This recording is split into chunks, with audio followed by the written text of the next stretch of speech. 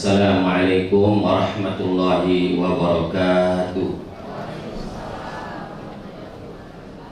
Alhamdulillah wa kafa, wassalatu wassalamu ala asyrafil anbiya'i wal mursalin Sayyidina Muhammadin wa ala alihi wa ashabihi ajma'in. Subhanaka la ilma lana illa ma 'allamtana innaka antal alimul hakim. Rabbi shrah li sadri wa yassir li amri wahlul 'uqdatam min lisani yafqahu qawli, amma ba'd.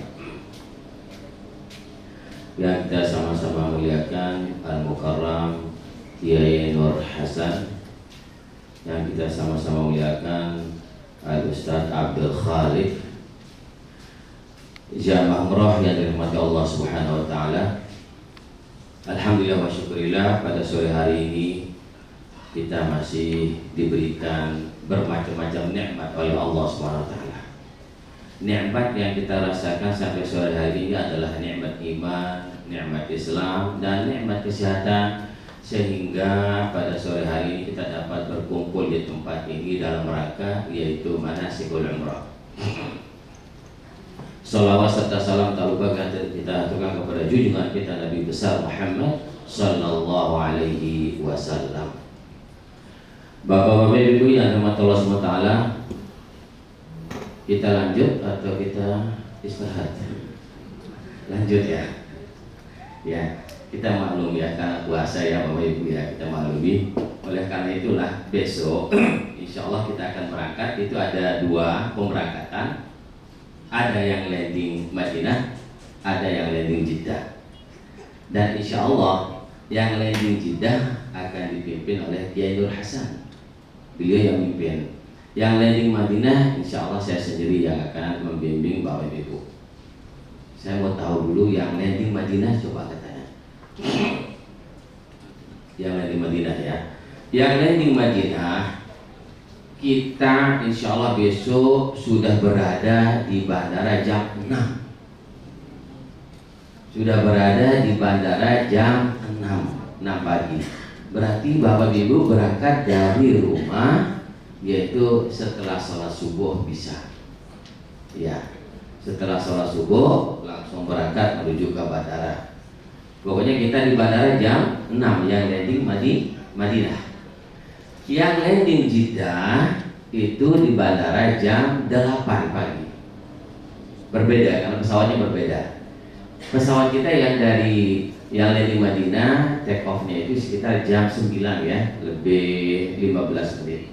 Jam 9 lebih 15 menit. Insya Allah kita akan tiba di Madinah jam 3 sore. Insya Allah akan tiba di Madinah.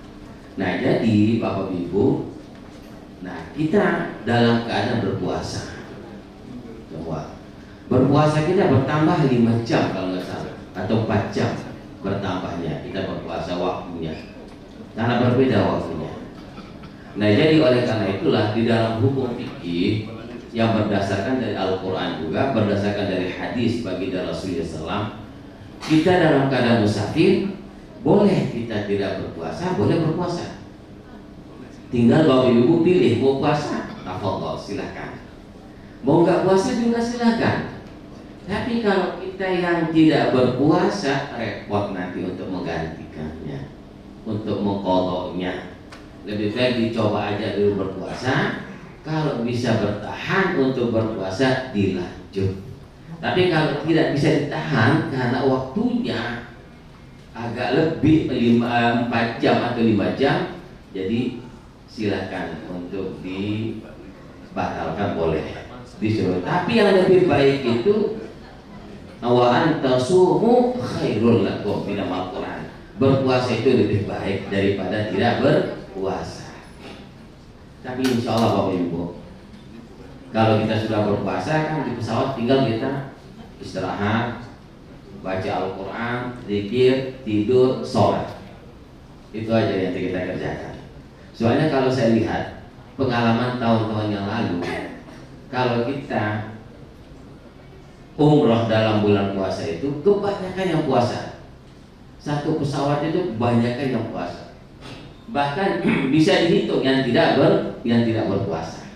Enaknya kita berpuasa setelah kita tiba di Madinah maupun di Jeddah, sudah mau masuk waktu maghrib.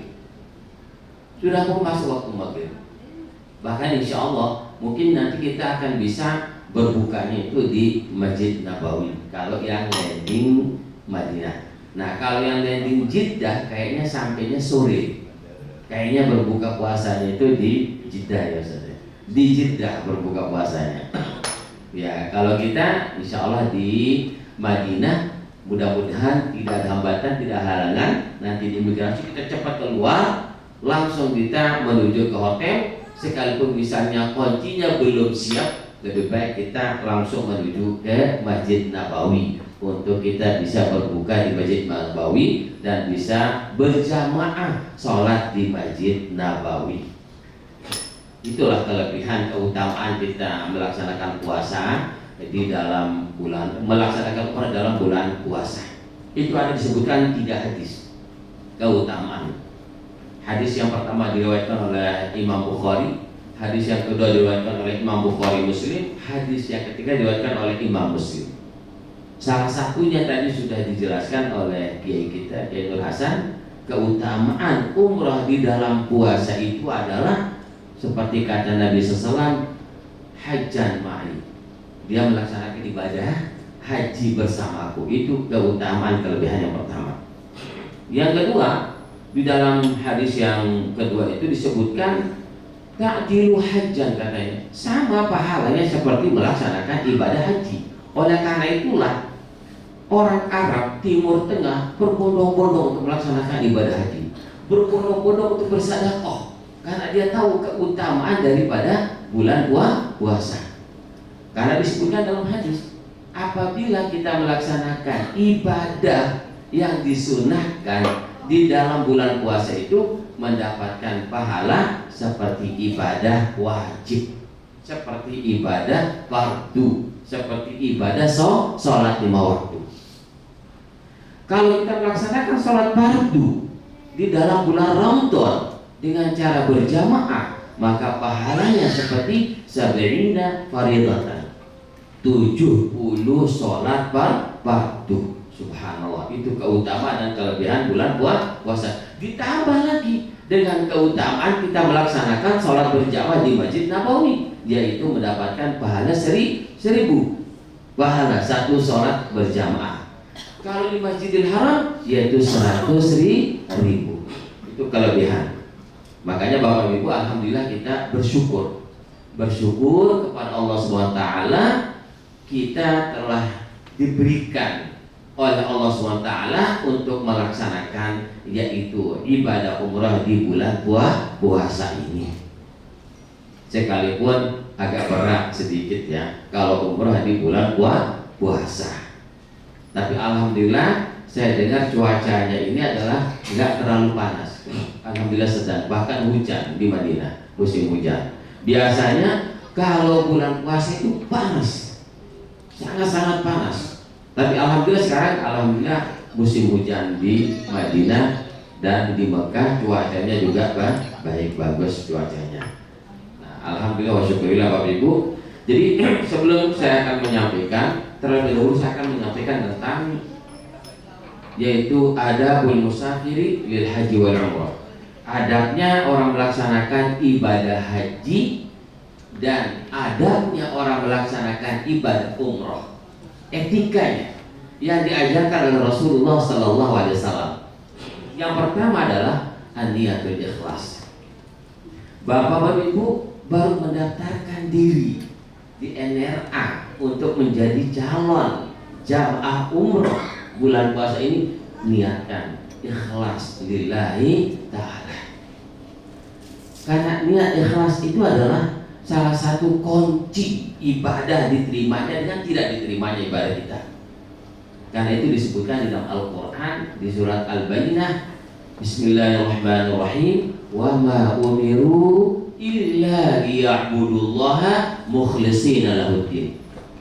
Dan tiadalah aku perintahkan kepada kamu sekalian untuk menyembah Allah karena Allah Subhanahu wa ta'ala. Ibadah salat kita kerjakan lillahi ta'ala. Ibadah puasa kita kerjakan lillahi ta'ala. Ibadah umrah kita kerjakan lillahi ta'ala. Ibadah haji kita kerjakan lillahi ta'ala. Oleh karena itulah ayat Al-Quran ini dijelaskan lagi, disebutkan lagi oleh Rasulullah SAW tentang niat ikhlas itu. Apa kata Rasulullah SAW dalam hadisnya? Innamal a'malu binniyat. Sesungguhnya segala ibadah, segala amal itu disertai dengan niat lillahi ta'ala. Karena ini ada sejarahnya. Asbab urut hadis. Kalau dalam Al-Quran namanya asbab nuzulul Quran. Kalau dalam hadis namanya asbab urudul hadis.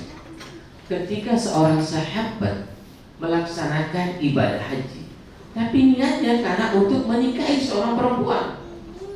Waktu itu ada sebagian niatnya untuk melaksanakan ibadah umrah karena untuk tijarah bisnis. Jadi apa yang diniatkan itulah yang didapatkan. Kalau niatnya bisnis, ya bisnis itu yang didapatkan. Kalau niatnya menikahi seorang perempuan, itulah yang didapatkan, menikah dengan seorang perempuan. Tetapi kalau niat kita lillahi ta'ala, maka kita mendapatkan pahala yang luar biasa yang diberikan oleh Allah SWT, bahkan yang diberikan gelar oleh Rasulullah SAW ketika kita umrah mendapatkan ibadah umrah yang mabrur. Laisa lahu jazaa'un illa jannah. Tidak ada balasannya kecuali hanya surganya Allah Subhanahu wa ta'ala. Oleh karena itulah Bapak Ibu, jadi yang ditanamkan yang pertama sebelum kita menuju ke Mekah maupun ke Madinah, yaitu tanamkan niat ikhlas karena Allah Subhanahu wa ta'ala. Semata-mata lillahi ta'ala, semata-mata menjalankan perintah Allah SWT. Tadi sudah disebutkan hukum umrah itu ada yang mengatakan sunnah muakkad, ada yang mengatakan hukumnya wajib. Dalilnya tentang hukumnya wajib itu disebutkan di dalam Al-Quran, wa atimmul hajja wal umrata lillah, dan sempurnakanlah oleh kalian itu untuk melaksanakan ibadah haji dan ibadah umrah. Oleh karena itulah tidak bisa terpisahkan antara haji dengan umrah. Nah itu. Jadi setiap orang melaksanakan ibadah haji pasti dia akan melaksanakan ibadah umrah. Tapi setiap orang melaksanakan ibadah umrah tidak pasti dia akan melaksanakan ibadah haji. Tetapi alhamdulillah wa syukurillah, sekalipun kita tidak melaksanakan ibadah haji atau tidak pernah melaksanakan ibadah haji, alhamdulillah kita mendapatkan pahala sebagaimana pahalanya orang melaksanakan ibadah haji. Karena apa? Karena kita melaksanakan ibadah umrah di bulan puasa. Yang kedua adalah an-niyatul ikhlas. Yang kedua istardo lil walidain, meminta ridho kepada kedua orang tua kita, meminta maaf kepada kedua orang tua kita, Bapak Ibu. Jadi sebelum kita berangkat minta maaf kepada kedua orang tuanya yang masih hidup.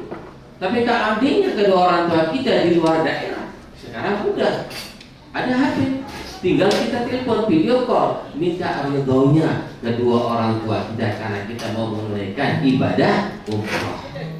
Istardo lil walidain yang disebutkan di dalam Al-Quran itu, wa qadha rabbuka alla ta'budu illa iyyahu wa bil walidaini ihsana. Wa bil walidaini ihsana yang digaris bawahi, yaitu wajib berbuat bakti kepada kedua orang tua. Hukumnya wajib Bapak Ibu. Karena ridhonya kedua orang tua kita itu, ridhonya Allah tergantung ridhonya kedua orang tua kita. Kalau orang tua kita tidak ridho kepada kita, Allah tidak ridho kepada kita. Ridho Allah fi ridhal walidain wa suhtullah fi suhtul walidain. Jadi jangan kita beranggap bahwa kesuksesan kita, keberhasilan kita bukan karena semata-mata kecerdasan kita, bukan semata-mata karena kepintaran kita, karena ridho orang tua kita, karena doa kedua orang tua kita menjadi seperti ini Bapak Ibu. Jangan beranggapan bahwa karena kemampuan kita sendiri, itu keliru, itu salah. karena doa kedua orang tua kita. Makanya kita menjadi orang yang sukses. Oleh karena itulah Bapak Ibu, wajib kita birrul walidain, wajib kita berbakti kepada kedua orang tua kita. Karena ada di dalam sejarah disebutkan ketika seorang para sahabat melaksanakan ibadah haji Bapak Ibu, ketika dia melafazkan niat haji, labbaik Allahumma hajjan, atau dengan niat yang lain, nawaitul hajja wa ahramtu bihi lillahi ta'ala. Semuanya itu melafazkan niat haji. Setelah melafazkan niat haji, disunnahkan membaca apa? Talbiyah. Apa talbiyah itu? Labbaik Allahumma labbaik, labbaik la syarika laka labbaik, innal hamda wan ni'mata laka wal mulk la syarika lak. Silakan Bapak Ibu kita sama-sama baca talbiyah. Sama-sama ya. Labbaik Allahumma labbaik, labbaik la syarika laka labbaik, innal hamda wan ni'mata laka wal mulk la syarika lak. Itu namanya talbiyah. Kapan dibaca? Setelah kita berniat melaksanakan ibadah umroh. Semuanya para sahabat yang melaksanakan ibadah haji itu membaca talbiyah, membaca kalimatun thayyibah, membaca doa, membaca salawat. Tinggal satu orang yang tidak bisa melafazkan kalimatun thayyibah itu.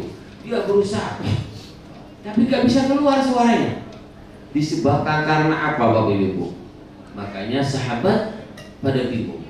Lalu dipanggil Rasulullah SAW. Ya Rasulullah, ini satu orang sahabat yang tidak bisa melafazkan kalimatun thayyibah. Dilihat oleh Rasulullah SAW. Dilihat oleh Rasulullah SAW. Lalu Rasulullah SAW menanyakan, apakah masih hidup kedua orang tuanya? Apa jawaban seorang sahabat? Masih ya Rasulullah, masih hidup ibunya. Panggilkan saya ibunya, kata Rasulullah SAW. Lalu dipanggilkan ibunya. Setelah dipanggil ibunya, hadir di tempat itu, maka ditanya oleh Rasulullah SAW, apa kesalahan anakmu ini? Apa jawabannya ibu? Ya Rasulullah, kesalahannya itu gak terlalu berat.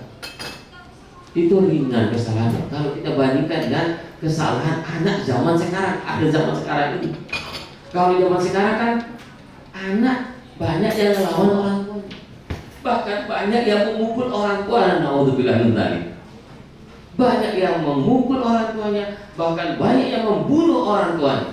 Naudzubillah min dzalik. Kalau dulu kesalahannya itu hanya ringan. Ketika ia dipanggil sama ibunya, dia tidak nyaut. Mungkin disebabkan karena dia nggak dengar atau gimana, nggak nyaut. Makanya orang tuanya kesel. Nah itu asbabnya. Nah waktu itu langsung Rasulullah SAW memintakan maaf. Apa kata Rasulullah SAW? Maafkan anakmu ini. Kalau kamu tidak memaafkan anakmu ini, kasihan nanti ketika melaksanakan ibadah haji, dia tidak bisa mengeluarkan kalimatun thayyibah katanya. Begitu dia memintakan maaf, langsung dia maafkan. Iya ya Rasulullah, saya maafkan karena engkau memerintahkan kepada ya Rasulullah. Langsung dimaafkan. Seketika itu langsung dia bisa melafazkan kalimatun thayyibah. Labbaik Allahumma labbaik, labbaik la syarika lak labbaik, membaca doa seterusnya. Terus apa kata Rasulullah? Kamu minta maaf kepada ibumu. Langsung dia minta maaf kepada ibunya. Karena itulah wajib kita minta keridhaan kedua orang tua kita. Mumpung masih ada kesempatan waktu kita Bapak Ibu, masih semalam sehari kita bisa minta maaf kepada kedua orang tua kita yang masih hidup. Bagaimana ya Ustaz kalau yang sudah meninggal dunia? Yang meninggal dunia, cara minta maaf itu adalah pertama kata Rasulullah SAW, memperbanyak mendoakannya. Setelah kita sholat 5 waktu dengan doa apa? Rabbighfirli wali walidayya warhamhuma kama rabbayani shaghira. Yang kedua, sambung silaturahim kedua orang tua kita. Dulu kemana dia sering silaturahim orang tua kita? Kita tahu dia silaturahim kemana? Kita sambung silaturahim. Kalau memang masih hidup teman-temannya silaturahim. Yang ketiga adalah ketika kita bersedekah Bapak Ibu. Ketika Bapak Ibu bersedekah, niatkan sedekahnya itu untuk kedua orang tua. Ketika Bapak Ibu masukkan ke kotak amal di masjid ataupun di musala 10.000, 5.000 masukkan, niatkan untuk kedua orang tua. Yang terakhir adalah kita badalkan kedua orang tua kita yang belum pernah melaksanakan ibadah umrah maupun belum pernah melaksanakan ibadah haji. Kalau kita mampu, kita badalkan, namanya badal umrah. Nanti Bapak Ibu akan mendapatkan umrah 2 kali. Umrah yang pertama niatkan untuk diri sendiri. Umrah yang kedua silakan niatkan untuk salah satu kedua orang tuanya. Niatkan, itu namanya badal umrah. Apakah sampai pahalanya badal itu Ustaz? Sampai, karena pernah seorang sahabat yang melaksanakan badal haji. Ketika dia meniatkan kepada ibunya, seorang sahabat itu, lalu didengar oleh Rasulullah SAW. Apa kata Rasulullah SAW? Apakah engkau sudah haji untuk dirimu sendiri? Belum ya Rasulullah. Hajikan untuk dirimu sendiri, baru kamu hajikan untuk ibumu. Tetapi kalau kita tidak pernah umrah sama sekali, badal itu boleh orang lain yang melaksanakannya, boleh orang lain yang mengerjakannya. Ustaz dikasih, Ustaz ini badalkan salah satu ke orang tua saya. Nah itu boleh dikerjakan sama orang lain badal itu. Nah itu, jadi sampai pahala badalnya, badal umrahnya sampai ke yang diniatkan. Nah itu cara kita berbakti kepada kedua orang tua kita yang sudah meninggal dunia. Ya alhamdulillah Bapak Ibu, ayah saya alhamdulillah udah lama tinggal di Mekah. Bahkan sempat ngajar di Masjidil Haram waktu tahun 80. Ngajar di Masjidil Haram di Babul Fatah dulu dia ngajar jamaah Indonesia pakai bahasa Indonesia. Itu namanya ayah almarhum Tuan Guru Mustafa Umar. Yaitu kalau Tuan Guru itu berarti dari Lombok, dipanggil Tuan Guru Kiai. Nah itu, sekalipun sering haji, sering umroh, kalau saya ada kesempatan untuk melaksanakan badal, saya kerjakan badal. Saya niatkan untuk ayah saya niatkan untuk umi saya. Karena apa Bapak Ibu? Itu tanda kita berbakti kepada kedua orang tua yang sudah meninggal dunia. Bahkan saya gak pernah luput mendoakan kedua orang tua, gak pernah meninggalkan setiap sholat 5 waktu. Sekalipun saya jadi imam di pesantren Bapak Ibu, alhamdulillah saya melanjutkan pesantren ayah di Lombok, pesantren tahfidzul Quran untuk menghafal Al-Quran. Jumlah santri alhamdulillah sekarang itu 5.000 santri, santriwan dan santriwati untuk menghafal Al-Quran. Yang sudah menghafal Al-Quran sekitar 1.500 santri yang sudah menghafal Al-Quran, alhamdulillah tahajud menyapa. Nah itu saya lanjut estafet dari ayah almarhum. Karena pesan almarhum itu kepada putra putrinya itu, pokoknya kalian hidup mati di pesantren. Itu yang kita ingat. Alhamdulillah sekarang semakin bertambah kita punya santri. Lanjut terus supaya untuk mengalir pahalanya. Kita lanjut. Istafdul walidain. Yang ketiga adalah wasiat, berwasiat kepada anak-anak kita. Kalau anak-anak kita tidak berangkat, panggil anak-anak kita. Wasiatnya apa? Wasiat itu bukan untuk menjaga harta benda kita, bukan. Ini kadang-kadang nanti ada sebagian karena dia punya banyak sapi, banyak kambing, dipanggil anak-anaknya. Ini saya wasiatkan, tolong jaga kambing ini, jaga sapinya ini, jangan sampai ada yang mati. Nah itu bukan itu wasiat yang dianjurkan oleh Rasulullah. Wasiat yang dianjurkan oleh Rasulullah SAW adalah apa? Panggil anak kita. Nah, saya ini mau berangkat umrah bersama ibumu. Tolong jangan ninggalin sholat 5 waktu. Itu wasiat yang dianjurkan oleh Rasulullah SAW. Karena berbeda Bapak Ibu, kalau kita ninggalin anak, berbeda dengan kita berada di luar bersama anak. Anak kita takut kalau telat untuk sholat subuh. Tapi kalau kita tinggalkan, nggak ada yang ngurus dia, nggak ada bangunin dia. Tapi kalau kita sudah berwasiat, tujuannya untuk wasiat itu apa? Supaya kita terlepas tanggung jawab kita di hadapan Allah SWT. Supaya kita tidak dimintai pertanggungjawaban di hadapan Allah SWT untuk meninggalkan ibadah sholat. Nah ini. Terus yang keempat adalah mempelajari manasik seperti ini. harus kita tahu Bapak Ibu. Karena kita ibadah tanpa ilmu, maka ibadah kita tidak diterima oleh Allah SWT. Sebagaimana disebutkan oleh ulama dalam kitab Matan Zubat. Apa katanya? Wa man lam ya'mal bighairi ilmin ya'malu a'maluhu mardudatun aqbal. Barang siapa yang beribadah tanpa ilmu, maka ibadahnya tidak diterima oleh Allah SWT. Karena itulah kita ada manasik umrah. Dan Bapak Ibu nanti ketika di perjalanan banyak bertanya sama saya nanti yang lagi Madinah, yang lagi Jeddah sama Ustaz Nur Hasan, banyak bertanya. Jangan malu-malu bertanya. Jangan malu bertanya. Apapun permasalahan masalah hukum tanyakan. Tapi kalau masalah sakit jangan ditanyakan sama saya. Jangan ditanyakan sama Ustaz Nur Hasan, tanyakan dokternya. Nanti salah saya memberikan obat nanti. Bapak-bapak sakit perut kita kasih sakit obat yang lain karena bukan ahlinya. Karena itu disebutkan dalam Al-Quran, fas'alu ahla dzikri in kuntum la ta'lamun. Tanyakan orang yang ahlinya jika kalian tidak mengetahuinya. Kalau ustaz-ustaz tanyakan masalah hukum, silakan. Banyak pertanyaan Bapak Ibu. Nah, ini karena kebun waktu ya. Dan juga. Terus yang kelima adalah sholat sunat musafir. Ingat Bapak Ibu, yang landing Madinah, landing Jeddah, sholat musafirnya itu sebelum berangkat ke bandara.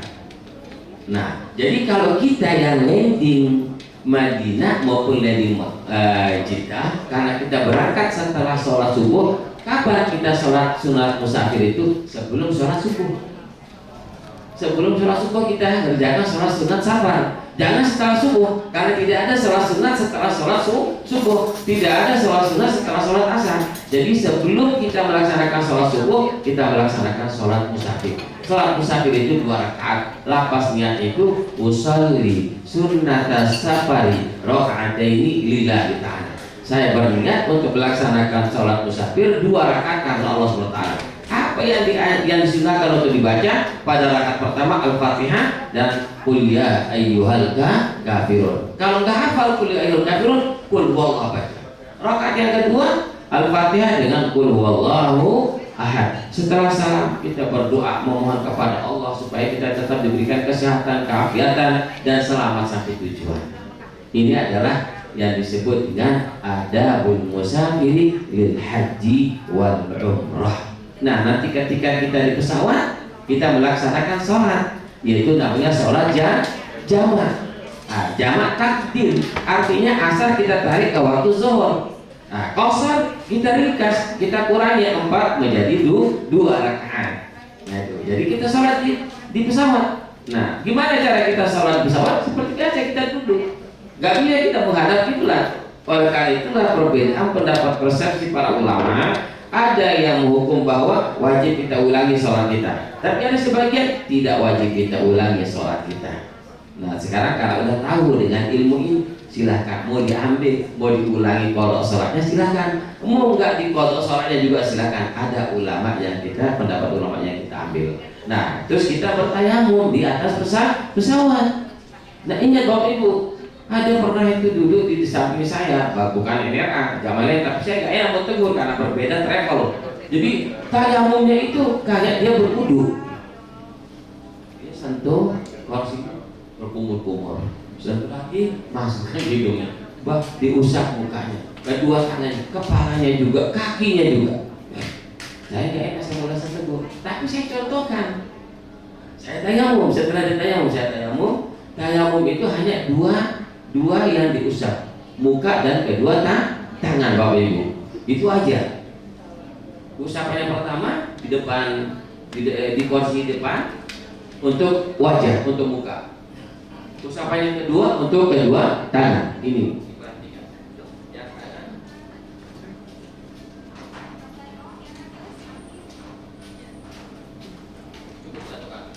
Karena itu dalam hukum fikih, kalau wudu itu namanya ghuslun. Kalau tayamum itu namanya mas'hun, berbeda maknanya. Kalau ghuslun harus kita gosok. Kalau mas'hun itu cukup kita usap. Nah, terus untuk sholat itu kan untuk satu tayamum, untuk satu sholat fardu. Tapi kalau untuk sholat jamak itu ada 2 pendapat ulama. Boleh kita satu tayamum untuk 2 sholat. 2 pendapat. Yang satu pendapat ulama tetap 2 tayamum. Karena itu dasarnya. Jadi untuk satu tayamum untuk satu sholat fardu, satu tayamum untuk satu sholat fardu. Kalau sholat sunnah tidak ada batasnya. Tapi kita ambil pendapat misalnya yang satu tayamum untuk dua sholat boleh hukumnya karena alasannya karena kita melaksanakan sholat jamaah. Ya kita akhiri ya dengan kita bersama-sama baca doa Bapak Ibu.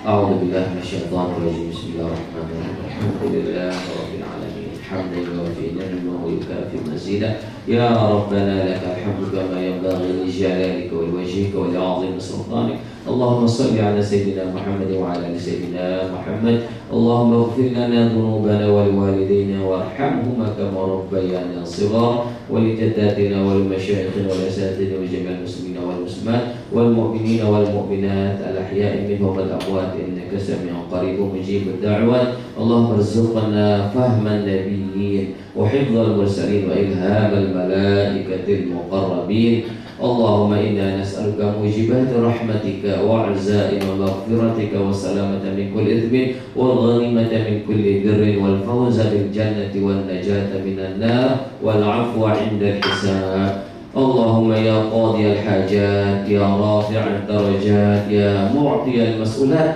وارزقنا خير الدنيا والآخرة واختم لنا حسن الخاتمة واختم لنا حسن الخاتمة واختم لنا حسن الخاتمة برحمتك يا أرحم الراحمين وصلى الله على سيدنا محمد النبي الأمي وعلى آله وصحبه وسلم والحمد لله رب العالمين.